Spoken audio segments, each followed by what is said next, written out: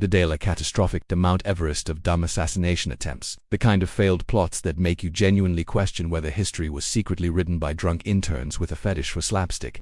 Let's take a trip to ancient Rome, because nothing screams bad decisions like togas, orgies, and stabbing your co-workers in the Senate. Everyone knows the big one. Julius Caesar, March 15th, 44 BCE. A date so iconic it's basically the OG. Spoiler alert. ET2, Brutus. Yeah, everyone. Julius. The man got shanked 23 times by a bunch of senators who dressed like they were going to a business mixer and left like they were extras in Kill Bill. Now, you might think this one was successful, right? And technically yes, Caesar died. But here's the punchline. It backfired spectacularly. The senators thought they were saving the Republic. Instead, they triggered a civil war, created a power vacuum, and paved the road for Caesar's nephew Octavian to become Augustus, the first emperor of Rome. So yeah, great job restoring democracy, you just invented dictatorship instead. That's like trying to delete your Facebook account and accidentally launching a crypto scam. And don't even get me started on Caligula. The man was basically a walking Reddit thread titled, "What if a horse ruled Rome?" Because, spoiler alert, he tried to make his horse a senator. He also declared war on Neptune, the god of the sea, and ordered soldiers to collect seashells as spoils of war. And this guy ruled an empire. So finally, some brave souls decided, hey, maybe this guy shouldn't be in charge of literal armies. His assassination involved a tunnel ambush, led by his own bodyguards. They caught him in a narrow corridor and stabbed him like they were speedrunning Roman justice. But here's where it gets funny. After killing him, they panicked. They didn't have a plan B, so the Senate tried to restore the Republic ... again. And guess what? The military ignored them and just made Claudius the awkward uncle of the Julio-Claudian clan, the new emperor. You killed the psycho clown emperor and replaced him with a guy who hides at parties. A man who was found hiding behind a curtain after the coup. Honestly, the entire Roman Empire was run like a dysfunctional family reunion where the guy with the loudest toga wins. But let's take a hard left into more modern absurdity. The 1980s America, President Ronald Reagan, yes, the ex-actor who became president by manifesting pure Hollywood delusion, survived an assassination attempt that was both incredibly real and comically stupid. Enter John Hinckley Jr., a man whose plan was to impress Jodie Foster. Yes, he tried to kill the president to flirt better. That's not a political statement. That's not ideology. That's a rom-com script that took a left turn into terrorism. He fired 6 shots outside a hotel, hit Reagan in the lung, and somehow everyone survived. The Secret Service tackled him so hard it probably erased his browser history. Now, Hinckley didn't even go to prison. He was found not guilty by reason of insanity, and spent decades in a psychiatric hospital before being released in the 2020s. By 2025, he was releasing music. Yes, America, you can shoot a president and drop a Spotify album 2 decades later.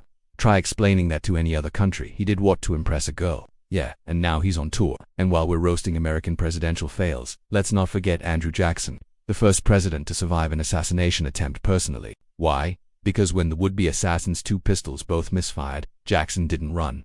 He beat the man with his cane. Repeatedly, the crowd had to pull the president off the assassin to keep him from murdering the guy with old man rage. This is the same Andrew Jackson who once challenged a guy to a duel, took a bullet to the chest, didn't flinch, and then shot the other guy dead.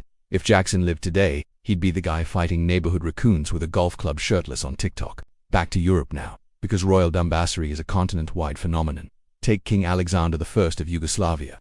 In 1934, he visited France. Nice little visit, parade speeches, but a group of assassins planned to strike during the motorcade. Because nothing says low profile like shooting someone in broad daylight surrounded by guards. The assassin, one Vlado Chernozemski, pulled a gun, rushed the car, and started firing. He managed to kill the king and the French foreign minister. But here's where the script flips. A French policeman jumped in and sliced the assassin's head open with a saber. The footage is still out there. Literally, the only political assassination in history caught on film, and it looks like a deleted scene from John Wick Versailles edition. The lesson: maybe don't stage your assassination in front of a film crew unless your name is Michael Bay. Now, speaking of people who got way too much attention, let's roast Trotsky. Yes, Leon Trotsky, exiled Marxist theorist, former Soviet power player, and professional guy who just couldn't let it go. After falling out with Stalin, which is like falling out with a woodchipper, he was exiled to Mexico. Years later, a Stalinist agent broke into his villa and stabbed him in the head with an ice axe. You read that right, an ice axe. In Mexico. Not exactly an everyday item. This was less assassination and more murder clue edition. Trotsky survived for 24 hours before dying because he fought back, reportedly spitting in the assassin's face while bleeding from his skull. Honestly, it's kind of a power move. You get stabbed in the brain with a glacier tool and still have enough spite left to make your attacker feel like a failure. If Trotsky had a tombstone with a Yelp review, it would just read, "Sharp weapon, 2 stars. Would not recommend." And for our final act in this dumbass assassination circus, let us talk about one of the most meme-worthy disasters in recent political memory, the failed assassination attempt against Maduro in Venezuela. This was not subtle. This was not stealthy. This was a full-on exploding drone during a live televised speech. 2 drones packed with explosives flew toward Maduro during a military parade. One detonated mid-air. The other crashed into a building.